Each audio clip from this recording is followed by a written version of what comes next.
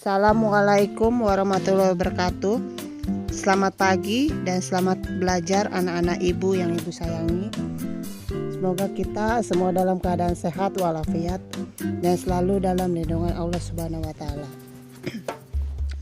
Hari ini ibu akan memberikan latihan soal berupa uji kompetensi berdasarkan materi yang sudah kita pelajari mulai dari bab 1 sampai bab ke-6. Untuk materi yang pertama yaitu bab 1, dasar-dasar kewirausahaan. Salah satu hal yang harus dikuasai oleh seorang wirausahawan untuk mengembangkan usahanya di era revolusi digital 4.0 adalah A. Modal yang kuat, B. Teknologi digital, C. Kemampuan akuntansi yang rapi, D. Struktur organisasi yang besar, E. Kemampuan produksi yang besar. Soal nomor 2. Berikut yang bukan merupakan ciri khas era revolusi industri 4.0 adalah A. 3D printer, B. Robotic automation, C. Internet of Things, D. Data of Things, E. Capital of Things. Soal berikutnya, perhatikan pernyataan berikut. 1. Penggunaan teknologi efisiensi untuk peternak yang dapat memberi makan ikan dengan bantuan smartphone. Kedua, pemesanan tiket pesawat melalui aplikasi di smartphone. 3. Penggunaan transportasi online. 4. Penjualan baju batik dengan pelayanan super cepat. 5. Pemanfaatan robot untuk menggantikan tugas kasir. Berdasarkan pernyataan berikut yang merupakan ciri Internet of Things dalam usaha di era revolusi industri 4.0 ditunjukkan oleh nomor A. 1, 2, dan 3, B. 1, 3, dan 5, C. 2, 3, dan 4, D. 2, 4, dan 5, E. 3, 4, dan 5. Soal berikutnya. Berikut yang merupakan salah satu karakteristik motivasi yang harus dimiliki wirausahawan untuk memenuhi kebutuhan hidup di era digital adalah A. Tidak pantang menyerah untuk selalu mengganti bidang usaha ketika gagal. B. Berusaha mengumpulkan modal usaha sebanyak-banyaknya. C. Terus menambah wawasan dan mempelajari teknologi. D. Memperluas jaringan usaha dengan memanfaatkan koneksi keluarga. D. E. Bersikeras menjalankan usaha dengan modal besar dan konsep seadanya. Berikut yang merupakan karakteristik wirausahawan di era revolusi digital 4.0 yang memiliki orientasi ke masa depan adalah A. Selalu menjadikan keberhasilan di masa lalu sebagai acuan dalam mengambil tindakan. B. Visioner untuk menciptakan usaha yang memberikan nilai tambah. C. Visioner dalam memanfaatkan teknologi dalam visinya. D. Berusaha untuk tetap berpikir positif meski sedang berada dalam kesulitan usaha. E. Selalu berusaha untuk menambah wawasan dan pengetahuan yang luas. Wirausahawan yang memiliki visi dan mampu mengubah sesuatu di sekitarnya menjadi lebih baik disebut wirausahawan yang A. Kreatif, B. Inovatif, C. Visioner, D. Kritis, E. Adaptif.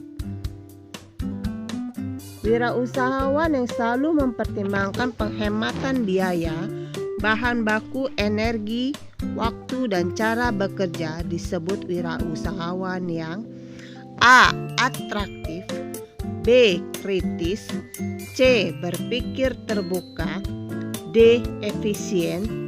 E. Kreatif.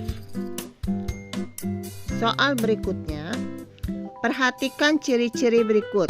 1. Peka terhadap perubahan yang terjadi. 2. Mampu menganalisis masalah dengan baik. 3. Mampu memanfaatkan peluang dengan baik. 4. Mampu menyaring informasi perubahan yang datang. Berdasarkan ciri-ciri yang di atas, karakteristik wirausahawan yang sesuai dengan ciri-ciri tersebut adalah A. Atraktif. B. Kritis. C. Berpikiran terbuka. D. Efisien. E. Kreatif. Karakteristik yang harus dimiliki wirausahawan berupa kemampuan mengendalikan pikiran dan emosi sebelum bertindak disebut A. Proaktif. B. Reaktif. C. Kreatif. D. Inovatif. E. Permisif. Peserta didik harus melatih diri untuk tidak menyontek, menciplak, dan mengopi saat mengerjakan tugas agar terbiasa mengerjakan dengan baik hasil pemikirannya sendiri. Berdasarkan karakteristik wirausahawan yang sesuai dengan perilaku peserta didik tersebut adalah A. Proaktif. B. Reaktif. C. Kreatif. D. Inovatif. E. Orisinal. Soal selanjutnya, sebutkan untuk perusahaan yang baru didirikan dan menggunakan teknologi digital dalam usahanya adalah A. Perseroan terbatas. B. Firma. C. CV. D. TBK. E. Startup. Perusahaan startup yang telah memiliki valuasi nilai di atas USD 1 miliar disebut perusahaan A. TBK. B. Merchant. C. Unicorn. D. Dekakorn. E. Hektakorn. Salah satu perusahaan unicorn di Indonesia yang berfokus pada penjualan produk sektor UMKM adalah A. Sorable. B. Bukalapak. C. Blibli. D. Lazada. E. Tokopedia. Perusahaan unicorn Indonesia yang bergerak di bidang transportasi online adalah A. Gojek. B. Grab. C. Uber. D. Bluebird. E. Damri. Perusahaan unicorn yang berasal dari Indonesia yang khusus menjual tiket penerbangan adalah A. Tiket.com. B. Booking.com. C. Traveloka. D. Agoda. E. Alibaba. Kemudian pertanyaan berupa uraian. Nomor 1. Jelaskan pengertian kewirausahaan menurut pendapat Anda. 2. Jelaskan pentingnya memulai berwirausaha sejak dini. 3. Jelaskan tentang era revolusi industri 4.0 sesuai dengan pemahaman Anda. 4. Tuliskan ciri-ciri era revolusi industri 4.0. 5. Jelaskan contoh karakteristik perusahaan yang akan mampu bersaing di era revolusi industri 4.0. 6. Tuliskan karakteristik yang harus dimiliki dan dilatih oleh peserta didik yang ingin berwirausaha di era revolusi industri 4.0. 7. Tuliskan cara melatih karakter diri agar memiliki jiwa kepemimpinan yang unggul untuk menjadi seorang wirausaha. 8. Tuliskan cara melatih diri agar kelak mampu menjadi seorang wirausahawan yang berorientasi ke depan. 8. Tulis alasan sebuah perusahaan dapat disebut sebagai perusahaan unicorn. 9. Tuliskan contoh perusahaan yang disebut sebagai perusahaan unicorn di Indonesia. 10. Jelaskan pentingnya penggunaan teknologi digital untuk pengembangan usaha di era revolusi industri 4.0. Begitu saja soal-soal latihan uji kompetensi.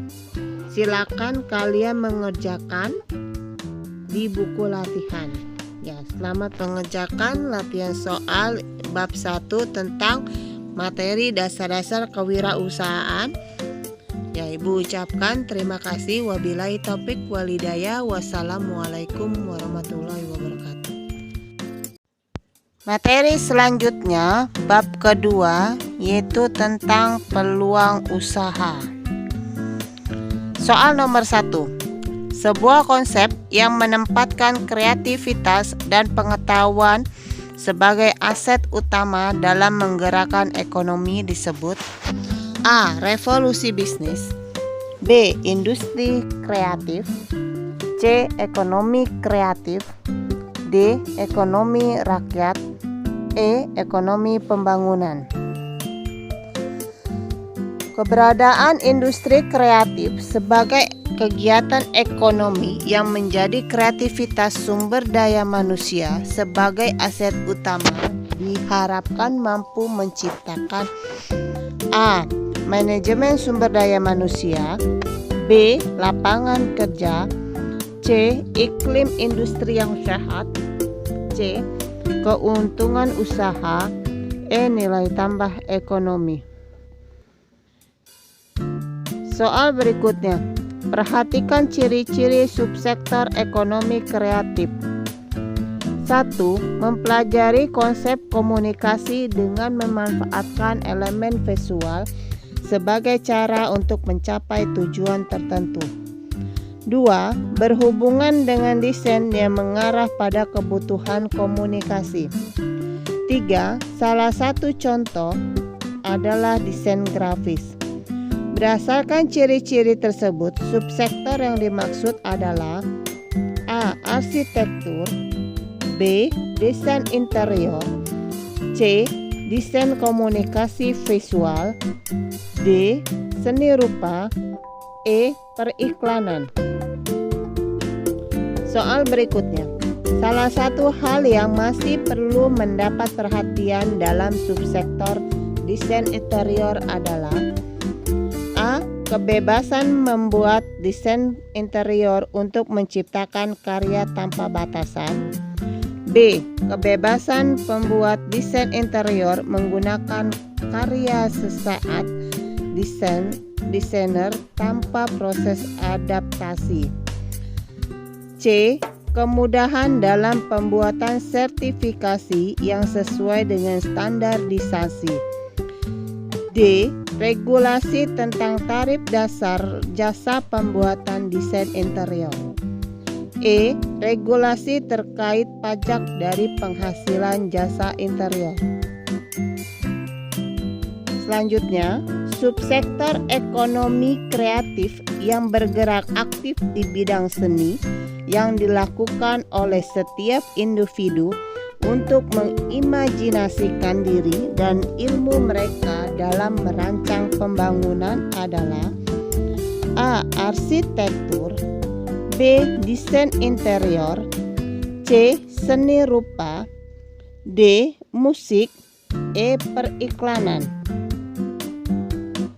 Soal berikutnya, dalam subsektor desain interior, contoh perancangan desain interior yang bersifat mikro adalah A. Perencanaan dana existing bangunan, B. Perencanaan teknis presentasi, C. Pembuatan landscape interior, D. Desain hiasan pesta pernikahan, E. Desain interior ruang untuk acara ulang tahun. Salah satu hal yang harus dipersiapkan ketika merencanakan deskripsi produk adalah A. Menggambarkan secara detail terkait komposisi, bentuk, tampilan, dan ukuran. B. Membuat desain logo dan kemasan yang menarik. C. Menentukan bahan yang akan digunakan untuk kemasan. D. Menentukan harga yang pas untuk memperoleh margin keuntungan yang tinggi. E. Menambahkan konsep penjualan dengan menggunakan Internet of Things. Soal berikutnya, merencanakan bahan yang akan digunakan untuk produksi dalam jenis ukuran, merek dagang, dan komposisi penggunaan merupakan langkah dalam mempersiapkan A. Layout, B. Supplier, C. Bahan baku, D. Deskripsi produk, E. Alat dan fasilitas. Berikut yang bukan peluang usaha dalam subsektor film, animasi, dan video adalah A. Production house, B. Perusahaan film pendek, C. Jasa pembuatan konten video YouTube, D. Jasa pembuatan animasi untuk promosi, E. Jasa perancangan setting untuk program TV. Subsektor di mana terdapat industri yang berkonsentrasi untuk memproduksi dan memperbanyak sebuah literatur dan informasi atau sebuah aktivitas membuat informasi yang dapat dinikmati publik adalah subsektor A. Desain komunikasi visual, B. Penerbitan, C. Kearsipan, D. Kebudayaan, E. Seni rupa. Soal berikutnya, pentingnya membuat rencana aksi dalam perencanaan usaha adalah A. Memperkirakan laba yang akan diperoleh, B. Menentukan modal yang harus disiapkan untuk memulai usaha, C. Memperjelas konsep usaha yang telah dibuat, D. Mengetahui kisaran waktu yang dibutuhkan untuk memproses rancangan usaha yang telah dibuat, E. Mengetahui langkah yang akan dilakukan setelah pembuatan rencana usaha beserta jadwal waktu yang ditetapkan. Soal berikutnya, tujuan perlunya melakukan finalisasi produk pada rencana aksi adalah A. Mendapatkan prototipe akhir, B. Mengetahui kekurangan produk atau jasa, C. Mendapatkan desain logo yang tepat, D. Mendapatkan supplier yang berkualitas, E. Memperoleh total penghitungan kebutuhan. Berikut yang bukan merupakan hal yang harus dilakukan dalam tahap pertama action plan adalah A. Uji coba pembuatan produk atau jasa, B. Evaluasi produk, C. Melakukan revisi atau perbaikan, D. Merencanakan pemasaran, E. Finalisasi produk dan penentuan komposisi bahan baku. Soal berikutnya, salah satu hal yang harus dilakukan dalam action plan tahap kedua adalah mendapatkan lokasi penjualan, B. Membuat contoh kemasan, C. Menghitung kebutuhan modal, D. Menghitung harga pokok produk, E. Merencanakan pemasaran. Soal berikutnya, menghitung total biaya bahan baku yang dibutuhkan untuk setiap produksi, kemudian dibagi dengan hasil produksinya, merupakan salah satu langkah dalam action plan yang dilakukan pada tahap A. Pertama, B. Kedua, C. Ketiga, D. Keempat, E. Kelima. Kemudian pertanyaan untuk uraian. Ya. Soal yang pertama, jelaskan hubungan antara ekonomi kreatif dan era revolusi industri 4.0 menurut pendapat Anda. 2. Jelaskan pentingnya keberadaan produk kreatif pada era revolusi industri 4.0. 3. Tuliskan 16 subsektor ekonomi kreatif yang berpeluang menjadi usaha yang sukses di masa depan. Soal berikutnya, tuliskan 4 contoh pengusaha yang berhasil di bidang subsektor desain interior. Jelaskan secara singkat jenis usaha yang digeluti pengusaha-pengusaha tersebut. Tuliskan peluang usaha yang dapat ditekuni dari subsektor berikut: A. Fotografi, B. Kriya, C. Kuliner, D. Fashion, E. Seni pertunjukan. Soal berikutnya, tuliskan hal penting yang harus direncanakan dalam pembuatan produk kreatif agar usaha yang kelak ditekuni mampu bersaing di era revolusi industri 4.0. Ya, soal berikutnya, jelaskan pentingnya membuat rencana usaha dan rencana aksi sebelum memulai usaha. Soal selanjutnya, tuliskan 4 tahapan dalam rencana aksi yang perlu dibuat sebelum memulai usaha. Ya, selanjutnya, tuliskan langkah-langkah yang harus dilakukan dalam rencana aksi tahap kedua. Soal berikutnya, tuliskan langkah-langkah yang harus dilakukan dalam rencana aksi tahap keempat. Demikian soal untuk uji kompetensi bab kedua, yaitu tentang peluang usaha. Ibu minta kalian kerjakan di buku latihan soal, ditulis di buku latihan soal. Ya, wabillahi taufik wal hidayah. Wassalamualaikum warahmatullahi wabarakatuh. Bab ketiga, yaitu materi tentang dokumen administrasi usaha. Soal nomor 1. Tujuan kegiatan administrasi dalam kegiatan usaha adalah: A. Memberikan pelayanan kepada pelanggan, B. Menyediakan keterangan bagi pihak yang membutuhkan, C. Memberikan modal usaha, D. Memberikan konsultasi usaha, E. Menyediakan bahan baku.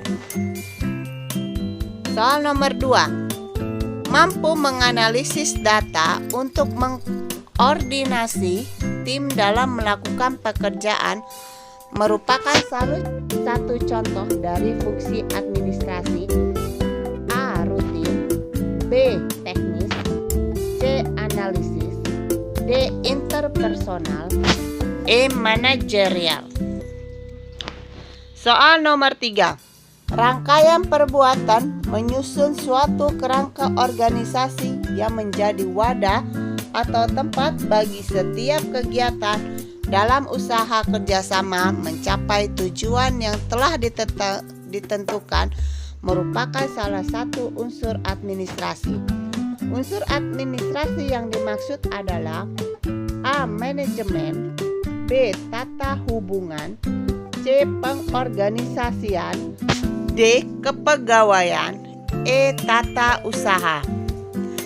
Soal nomor 4. Berikut yang bukan fungsi surat dalam kegiatan administrasi adalah: A. Alat komunikasi secara tertulis, B. Alat produksi usaha, C. Alat pengingat jika sewaktu-waktu diperlukan, D. Alat bukti tertulis yang sangat otentik, E. Dapat menjadi nilai historis. Ya, soal nomor 4. Perhatikan ciri-ciri surat niaga berikut. 1. Diterbitkan oleh penjual dan ditujukan untuk calon pembeli.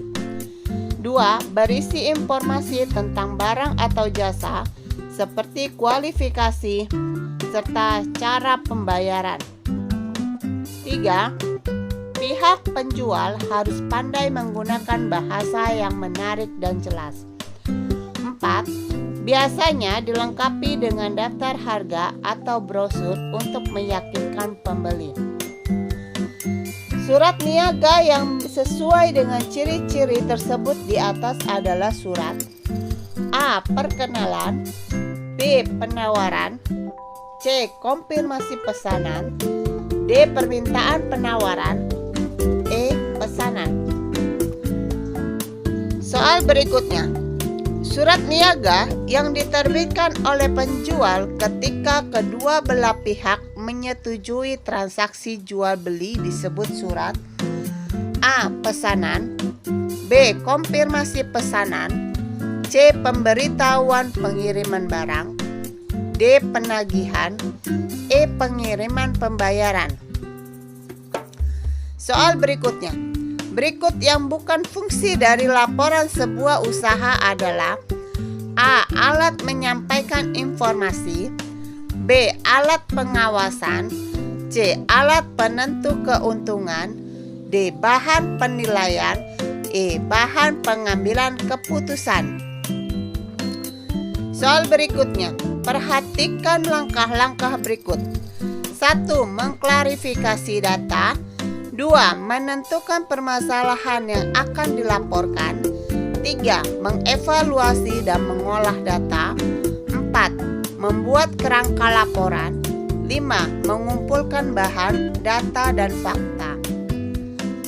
Urutan langkah yang tepat dalam membuat laporan usaha adalah A. 1, 3, 2, 5, dan 4, B. 2, 5, 1, 3, dan 4, C. 3, 5, 1, 4, dan 2, D. 4, 1, 2, 3, dan 5, E. 5, 2, 1, 3, dan 4. Contoh laporan yang disampaikan dalam bentuk narasi karangan atau cerita adalah laporan A. Notulen rapat, B. Siswa yang keluar sekolah, C. Keuangan bulanan, D. Perjalanan dinas, E. Kehadiran karyawan. Perhatikan jenis-jenis laporan berikut. 1. Laporan kelayakan, 2. Laporan analisis, 3. Laporan rekomendasi, 4. Laporan insidental, 5. Laporan penting. Jenis laporan berdasarkan isinya ditunjukkan oleh nomor 1, 2, dan 3, B. 1, 3, dan 5, C. 2, 3, dan 4, D. 2, 3, dan 5, E. 3, 4, dan 5. Soal berikutnya. Berikut yang bukan manfaat formulir dalam kegiatan usaha adalah A. Menghemat waktu dan tenaga dalam hal penulisan serta menghemat biaya dalam hal penggunaan kertas, B. Memudahkan dalam penyimpanan dan pencatatan, C. Adanya keseragaman sehingga mengurangi terjadinya penyimpangan, D. Mengurangi kegiatan fotokopi, E. Memperbanyak jumlah data yang masuk. Perhatikan contoh-contoh formulir berikut. 1. Formulir penerimaan gaji, 2. Formulir SPT, 3. Formulir biodata karyawan, 4. Formulir isian bank, 5. Formulir pemesanan barang. Contoh formulir internal ditunjukkan oleh nomor A. 1, 2, dan 3, B. 1, 3, dan 5, C. 2, 3, dan 4, D. 2, 3, dan 5, E. 3, 4, dan 5. Perhatikan ciri-ciri teknik penyimpanan arsip berikut. 1. Dasar penyusunan arsip dilakukan terhadap nama orang, nama perusahaan atau organisasi, nama tempat, nama benda, dan subjek masalah. 2. Nama-nama diambil dari nama si pengirim untuk surat masuk.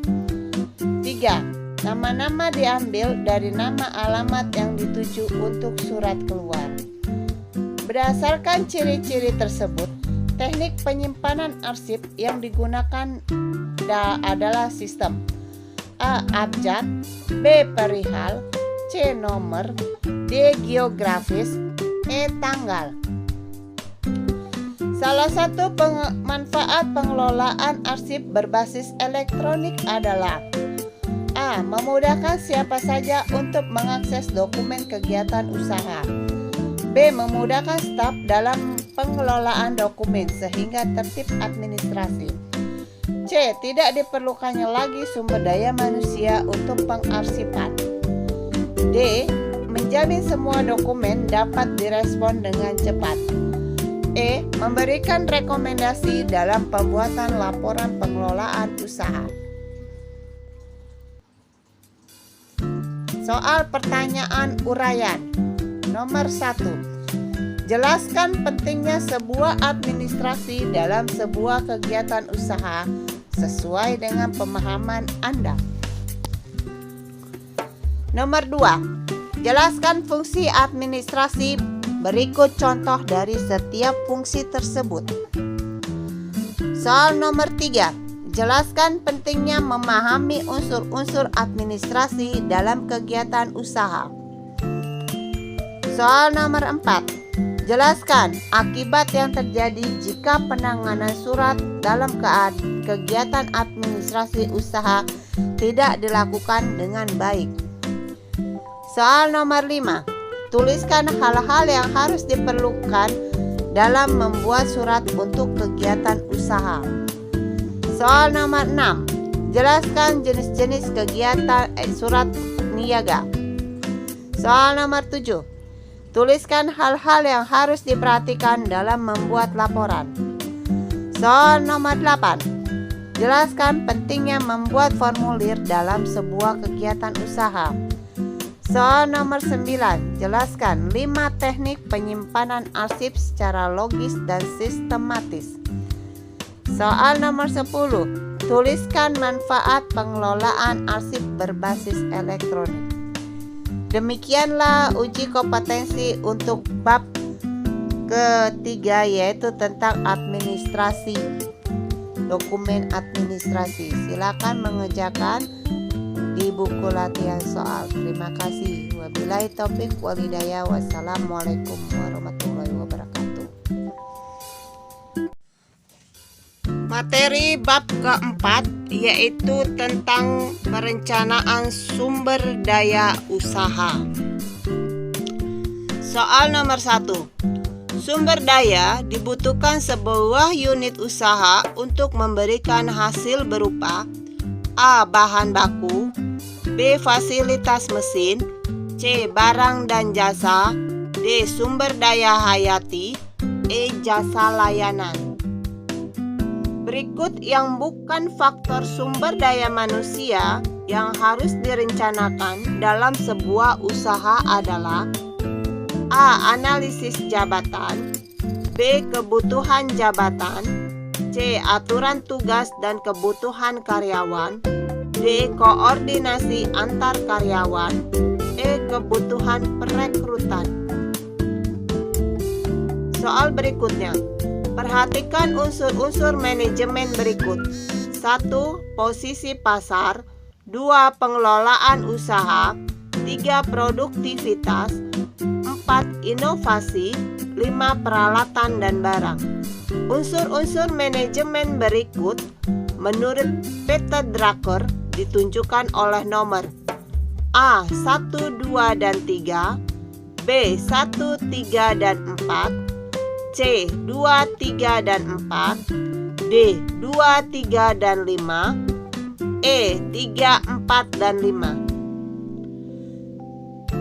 Salah satu unsur manajemen di mana pencapaian tujuan dihitung dari kemampuan perusahaan dalam mencapai laba disebut: A. Inovasi, B. Posisi pasar, C. Sumber daya fisik, D. Profitabilitas, E. Produktivitas. Soal berikutnya. Untuk mendapatkan data kebutuhan sumber daya, pertanyaan yang dapat ditanyakan ke diri sendiri salah satunya adalah: A. Apakah Anda mempunyai koneksi dalam usaha yang akan dilaksanakan? B. Tahukah Anda berapa jumlah uang yang diperlukan untuk memulai usaha? C. Apakah jenis usaha ini berjalan dengan lancar di wilayah Anda? D. Peralatan dan barang apa saja yang diperlukan? E. Sudahkah ada pemasok bahan baku dengan kualitas yang terjangkau dan harga bersaing? Soal berikutnya. Untuk mendapatkan data kebutuhan sumber daya, pertanyaan yang tidak berkaitan dengan pelanggan adalah: A. Apakah jenis usaha yang akan dilakukan ini berjalan dengan lancar di wilayah Anda? B. Apakah usaha ini juga lancar di luar wilayah Anda? C. Bagaimana segmentasi pelanggan Anda? D. Apakah produk yang ditawarkan sesuai dengan kebutuhan pelanggan? E. Apakah Anda yakin produk Anda mampu menarik minat pelanggan? Soal berikutnya. Untuk mendapatkan data kebutuhan sumber daya, salah satu pertanyaan yang dapat ditanyakan terkait bahan baku adalah: A. Peralatan dan barang apa saja yang diperlukan? B. Dapatkah meminjam peralatan untuk menghemat bahan baku? C. Berapa dana yang disisihkan untuk bahan baku? D. Berapa banyak volume bahan baku untuk menjalankan usaha? E. Perlukah tenaga pembantu untuk mencari pemasok bahan baku? Soal selanjutnya. Meskipun mempunyai modal serta pasar yang baik, seorang pengusaha penghasil kerajinan dari kulit tidak akan dapat menjalankan usahanya apabila tidak dapat membuat aneka kerajinan kulit tersebut dan juga tidak mempunyai karyawan yang dapat membuat kerajinan kulit. Hal ini menunjukkan pentingnya: A. Memperhatikan kesejahteraan karyawan. B. Kerjasama antar semua unsur manajemen.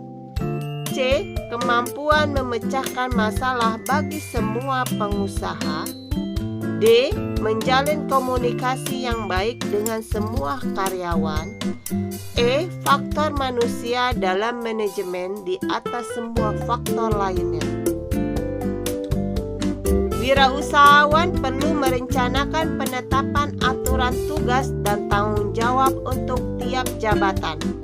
Hal ini bertujuan agar: A. Tenaga kerja mengetahui bentuk pekerjaan serta hak dan kewajibannya. B. Birokrasi dalam perusahaan berjalan dengan tertib dan rapi. C. Wirausahawan tidak harus mengawasi tenaga kerjanya setiap saat. D. Memudahkan penetapan upah untuk tiap-tiap jabatan. E. Menunjukkan standar operasi usaha dengan baik. Soal berikutnya. Perhatikan fungsi-fungsi berikut. 1. Mengetahui jabatan-jabatan yang dibutuhkan. 2. Mengetahui keahlian yang dibutuhkan. 3. Mengetahui jumlah tenaga kerja yang dibutuhkan. Fungsi-fungsi tersebut dapat ditemui ketika melakukan perencanaan sumber daya manusia pada faktor: A. Analisis jabatan. B. Kebutuhan jabatan. C. Aturan tugas dan kebutuhan karyawan. D. Koordinasi antar karyawan. E. Kebutuhan perekrutan. Salah satu manfaat yang diperoleh jika melakukan perencanaan bahan baku adalah: A. Dapat menghitung harga pokok produksi produk yang akan dijual. B. Dapat membuat produk dengan kualitas yang beragam. C. Menggambarkan margin keuntungan yang akan diperoleh. D. Menghemat pengeluaran untuk biaya bahan baku. E. Memberi peluang usaha untuk menjadi pemasok tunggal. Soal berikutnya. Berikut yang bukan menjadi fokus utama dalam perencanaan mesin adalah: A. Jenis atau tipe. B. Jumlah. C. Harga pokok produksi. D. Merek. E. Ukuran. Perkembangan teknologi yang begitu pesat juga menyebabkan penggunaan mesin semakin terasa dibutuhkan untuk usaha.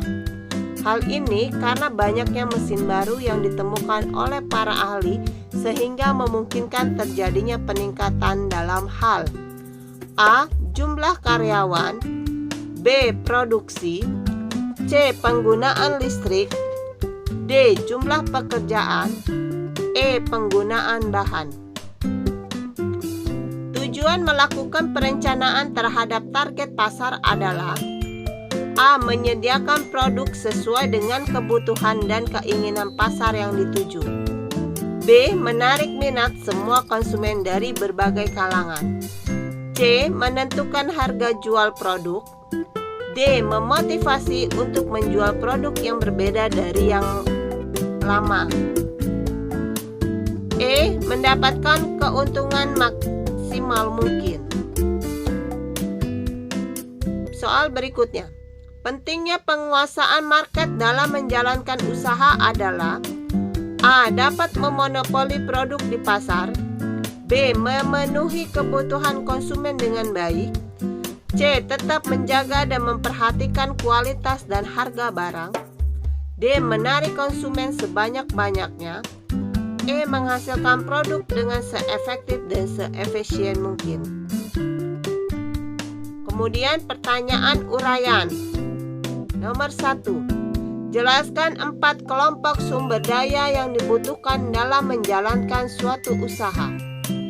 Nomor 2. Jelaskan 8 unsur manajemen menurut Peter Drucker. Nomor 3. Jelaskan maksud dari unsur manajemen saling terikat satu sama lain. Berikan contoh dari maksud tersebut. Nomor 4. Tuliskan akibat yang akan terjadi jika sebuah usaha tidak merencanakan sumber daya mani. Nomor 5. Jelaskan tentang unsur 6M dalam perencanaan sumber daya usaha sesuai dengan pemahaman Anda. Nomor 6. Jelaskan alasan pentingnya unsur 6M dalam perencanaan sumber daya usaha. Nomor 7. Tuliskan hal-hal yang diperlukan dalam perencanaan kebutuhan perekrutan. Nomor 8. Tuliskan manfaat dari melakukan perencanaan bahan baku. Nomor 9. Jelaskan pentingnya seorang wirausahawan menetapkan pasar sasaran atau target market. Nomor 10. Jelaskan hal-hal yang diperlukan dalam perencanaan sumber daya mesin. Demikianlah soal untuk bab keempat, yaitu tentang kebutuhan dan perencanaan sumber daya usaha.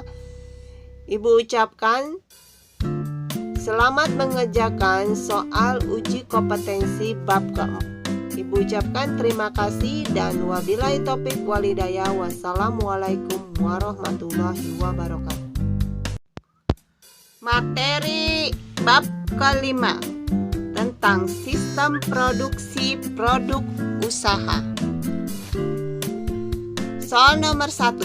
Salah satu hal yang harus diperhatikan oleh manajemen produksi agar proses produksi tidak terhambat di tengah jalan adalah A. Menyiapkan modal sebanyak mungkin. B. Menentukan target pasar. C. Melakukan pemeliharaan barang. D. Menghitung perkiraan keuntungan. E. Memberikan layanan purna jual kepada konsumen. Soal nomor 2. Berikut yang bukan fungsi manajemen produksi adalah A. Perencanaan. B. Proses pengolahan. C. Jasa penunjang. D. Penguasaan pasar. E. Pengendalian atau pengawasan. Jasa penunjang sebagai salah satu fungsi manajemen produksi bertujuan untuk A. Membantu perusahaan bersaing sehat untuk meningkatkan produksi. B. Membuat produk lebih dikenal luas oleh masyarakat. C. Menekan biaya produksi sehingga dapat menentukan harga yang sehat. D. Menarik minat konsumen untuk memperoleh keuntungan. E. Membantu dalam pemeliharaan barang agar manajemen produksi tetap berjalan lancar. Fungsi manajemen produksi yang menjamin pelaksanaan kegiatan sesuai dengan perencanaan adalah A. Pemanfaatan, B. Proses pengolahan, C. Jasa penunjang, D. Perencanaan, E. Pengendalian atau pengawasan. Proses produksi merupakan kegiatan untuk menciptakan atau menambah kegunaan suatu barang atau jasa. Berikut yang bukan faktor proses produksi tersebut adalah A. Tenaga kerja, B. Mesin, C. Bahan baku, D. Uang atau logam, E. Loyalitas konsumen. Tujuan dari kegiatan manajemen produksi adalah A. Menyediakan barang atau jasa yang dibutuhkan konsumen, B. Merencanakan pembuatan prototipe pengujian pasar, C. Membantu pemeliharaan barang untuk kelancaran proses produksi, D. Menekan biaya produksi sehingga dapat menentukan harga pokok produksi, E. Menarik konsumen lebih banyak sehingga mendapatkan lebih banyak keuntungan. Sebelum suatu gagasan produk baru dijadikan desain pendahuluan, harus melalui tahap analisis berdasarkan 3 kriteria. Salah satu kriteria adalah A. Merek dagang, B. Tenaga kerja, C. Potensi pasar, D. Harga pokok penjualan, E. Harga pasaran. Dalam desain pendahuluan pembuatan produk baru, perusahaan juga perlu menetapkan atribut-atribut kunci produk. Salah satunya adalah rehabilitas. Maksud dari rehabilitas adalah A. Jumlah kerusakan komponen dalam produk, B. Penambahan modal untuk peningkatan kualitas produk, C. Pembaharuan jenis dan kualitas produk, D. Memasarkan produk dengan segmentasi konsumen yang lebih luas, E. Mengganti cara produksi dengan teknologi paling canggih. Salah satu cara untuk menilai potensi pemasaran saat pengujian produk baru adalah A. Mencari tahu kesesuaian tren pasar, B. Kemasan menarik, C. Tidak ada produk pesaing, D. Melakukan uji pasar, E. Melihat peta persaingan. Metode daftar penilaian adalah metode penyusunan daftar faktor-faktor penimbang dengan memberi bobot pada setiap faktor. Metode ini dapat digunakan dalam proses A. Pencarian gagasan, B. Seleksi produk, C. Desain awal produksi, D. Desain akhir produksi, E. Perbaikan produk. Dalam desain akhir pembuatan produk baru, perubahan dapat saja dilakukan.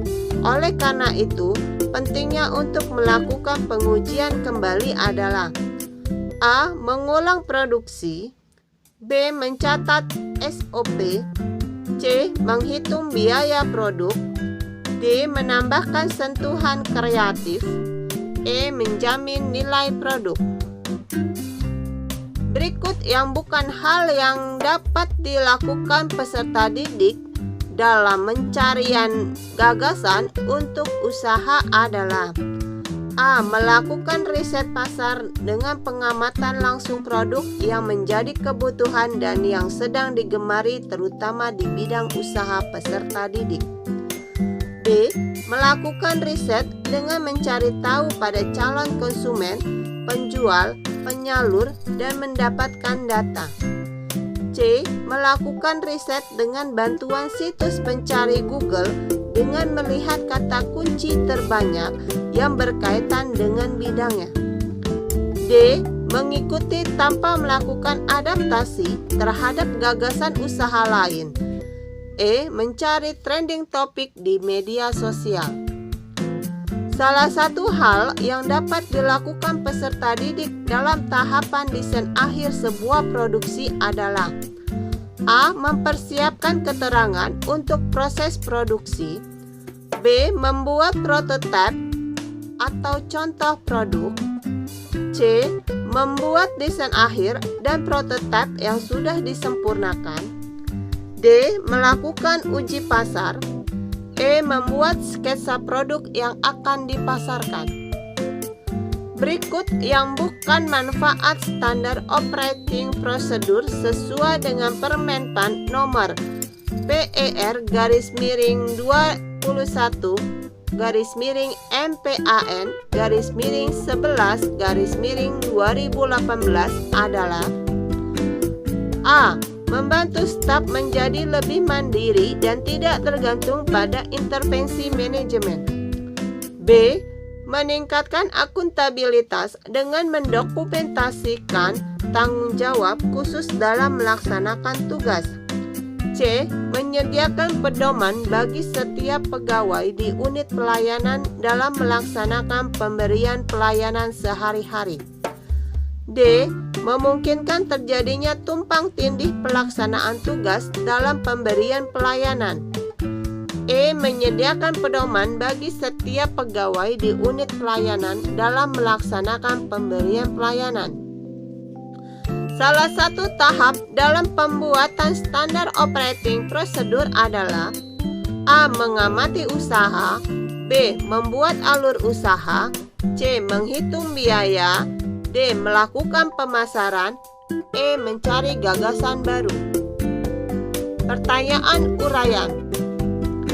Jelaskan definisi manajemen produksi sesuai dengan pemahaman Anda. Jelaskan fungsi manajemen produksi dalam sebuah kegiatan usaha. Jelaskan pentingnya pengembangan produk baru dan perbaikan produk dalam sebuah kegiatan usaha. Jelaskan 5 langkah proses pembuatan atau pengembangan produk baru. Tuliskan hal-hal dan langkah yang dapat dilakukan dalam tahapan desain pendahuluan sebuah produk. Jelaskan pentingnya melakukan pengujian terhadap sebuah produk sebelum dipasarkan. Tuliskan manfaat dibuatnya standar operating procedure. Tuliskan prinsip-prinsip pembuatan standar operating procedure sesuai dengan Permenpan nomor PER-21/MPAN/11/2008. Tuliskan langkah-langkah yang dapat digunakan untuk membuat standar operating procedure sesuai dengan anjuran Permenpan. Jelaskan 3 langkah mudah dalam menyusun standar operating procedure. Demikianlah uji kompetensi untuk bab 5, yaitu tentang sistem produksi produk usaha.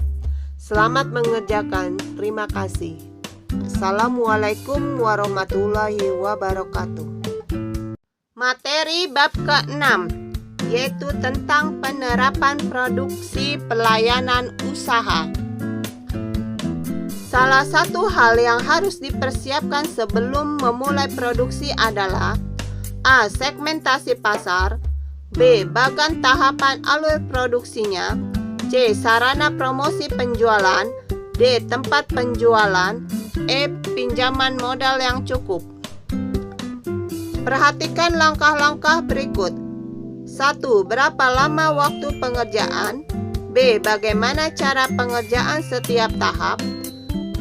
3. Apa yang dikerjakan? 4. Alat apa yang digunakan? 5. Siapa yang mengerjakan? Urutan yang tepat untuk membuat standar pengerjaan produksi yang terperinci adalah A. 1, 3, 5, 2, dan 4. B. 2, 5, 1, 4, dan 3. C. 3, 5, 2, 1, dan 4. D. 4, 1, 2, 5, dan 3. E. 5, 3, 2, 4, dan 1. Berikut yang bukan merupakan pertanyaan-pertanyaan yang perlu dijawab terlebih dahulu sebelum desain kemasan adalah: A. Siapa konsumennya? B. Di mana wilayah produk akan bersaing? C. Berapa harga jual produk? D. Berapa biaya promosinya? E. Berapa biaya produksinya? Berikut yang bukan fungsi utama dari kemasan produk adalah: A. Melindungi produk dari goresan. B. Melindungi produk ketika berada di toko-toko retail. C. Meningkatkan keuntungan untuk perusahaan. D. Menjaga produk tetap aman selama pendistribusian. E. Menjadi daya tarik konsumen untuk membeli produk. Tujuan melakukan pertanyaan-pertanyaan sebelum membuat desain kemasan adalah: A. Mempertahankan dan mengembangkan kualitas produksi. B. Menyediakan kerangka kerja bagi penempatan produk di pasar. C. Menambah nilai jual produk. D. Menjaga keberlangsungan usaha agar terus berproduksi. E. Memperoleh gambaran banyaknya modal yang dibutuhkan. Pembuatan keputusan sistematis yang berkaitan dengan pergerakan fisik dan transfer kepemilikan produk dari produsen ke konsumen disebut: A. Perencanaan promosi. B. Perencanaan distribusi. C. Distribusi langsung. D. Distribusi semi langsung. E. Distribusi tidak langsung. Salah satu tujuan dari distribusi dan perencanaan distribusi adalah: A. Memiliki sistem dalam proses produksi. B. Menyalurkan produk ke produsen ke konsumen. C. Mempertahankan dan mengembangkan kualitas produksi. D. Menjaga stabilitas usaha. E. Sebagai pemerataan perolahan produk di setiap wilayah. Semakin banyak distributor dari berbagai daerah, semakin banyak juga konsumen yang dapat memperoleh produk. Hal ini merupakan salah satu fungsi distribusi dan perencanaan distribusi, yaitu: A. Mempertahankan kontinuitas proses produksi. B. Menyalurkan produk dari produsen ke konsumen. C. Mempertahankan dan mengembangkan kualitas produksi. D. Menjaga stabilitas usaha. E. Pemerataan proses produksi. Salah satu hal yang perlu diperhatikan sebelum merancang kemasan adalah: A. Mengetahui segmentasi pemasok agar mendapatkan harga yang bersaing untuk membuat kemasan. B. Memikirkan kemudahan dalam distribusi atau pengiriman agar fungsi kemasan sebagai pelindung produk sudah sesuai. C. Mengetahui distribusi apa yang dibutuhkan untuk tiap-tiap usaha. D. Membuat perjanjian atau kesepakatan tentang kerjasama pendistribusian. E. Membuat standar operating prosedur khusus untuk distribusi. Distribusi langsung adalah kegiatan pendistribusian yang dilakukan langsung oleh produsen kepada konsumen melalui: A. Distributor. B. Agen. C. Pengepul. D. Pengecer. E. Tanpa perantara. Distribusi semi langsung dilaksanakan melalui divisi atau bagian khusus penjualan yang dimiliki oleh usaha atau produsen yang sering disebut juga sebagai: A. Pengecer. B. Pedagang. C. Agen. D. Distribusi. E. Marketing. Perhatikan ciri-ciri berikut. 1. Lembaga pemasaran yang diakui oleh produsen atau perusahaan untuk mendistribusikan produk ke konsumen. 2. Biasanya menjalani tugasnya di bidang-bidang usaha tertentu seperti penjualan kerajinan barang seni. 3. Biasanya memiliki izin atas nama perusahaan produsen. 4. Membeli produk dari dalam negeri, kemudian melakukan penjualan ke luar negeri. 5. Lembaga distributor resmi dari suatu perusahaan produsen. Ciri-ciri agen sebagai salah satu pihak pendistribusian ditunjukkan oleh nomor A 1, 2, dan 3, B 1, 3, dan 5, C 2, 3, dan 4, D 2, 3, dan 5, E 3, 4, dan 5. Distributor yang bertugas seperti makelar tetapi melaksanakan transaksi jual beli menggunakan nama sendiri disebut A. Pedagang, B. Agen, C. Makelar, D. Eksportir, E. Komisaris. Salah satu hal yang harus diperhatikan terkait distribusi adalah A. Mengetahui segmen pelanggan yang dituju, B. Mengetahui distribusi yang dibutuhkan untuk tiap-tiap usaha, C. Memikirkan ide kreatif dan inovasi yang akan dilakukan untuk distribusi, D. Mengetahui informasi yang akan disajikan pada distribusi, E. Menggunakan cara pendistribusian yang ramah lingkungan. Berikut yang bukan contoh kegiatan pendistribusian dalam sektor usaha adalah A. Usaha kuliner di kafe yang menjual langsung kepada pembeli, B. Perusahaan aplikasi menjual produknya melalui operator seluler atau situs penjualan online, C. Usaha fashion produsen batik yang menyalurkan produknya pada agen grosir, pengepul, dan pengecer, D. Usaha desain produk memiliki divisi marketing khusus yang menawarkan desain-desain produk pada perusahaan yang membutuhkan jasa desain, E. Jasa desain grafis yang menyalurkan jasanya melalui perusahaan aplikasi desain dengan memberikan jasa desain gratis. Pertanyaan uraian. Jelaskan yang dimaksud dengan penerapkan produksi sesuai dengan pemahaman Anda. Tuliskan hal-hal yang perlu dipersiapkan sebelum memulai produksi. Jelaskan fungsi kemasan pada sebuah produk. Tuliskan hal-hal yang perlu diperhatikan sebelum membuat desain kemasan. Tuliskan tujuan dari distribusi dan perencanaannya. Tuliskan hal-hal yang perlu diperhatikan mengenai distribusi. Jelaskan maksud dari kepuasan pelanggan sesuai dengan pemahaman Anda. Tuliskan faktor-faktor pendukung yang mempengaruhi kepuasan pelanggan. Jelaskan hal-hal yang perlu dipersiapkan untuk memberikan kepuasan kepada pelanggan di era revolusi industri 4.0. Uji kompetensi untuk bab ke-6, yaitu tentang penerapan produksi dan pelayanan usaha. Selamat mengerjakan dan terima kasih. Wabillahi taufiq wal hidayah. Wassalamualaikum warahmatullahi wabarakatuh.